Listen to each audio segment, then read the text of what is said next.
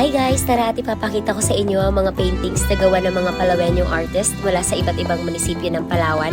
Kasama na rin ang Puerto Princesa para sa Baragatan Festival 2024 Painting Competition. Grabe, kung titingnan mo nga naman yung mga painting na to, kahit hindi ka mahilig sa arts, ma-amaze ka talaga sa sobrang gaganda nito. Grabe ang talent ng mga Palaweño.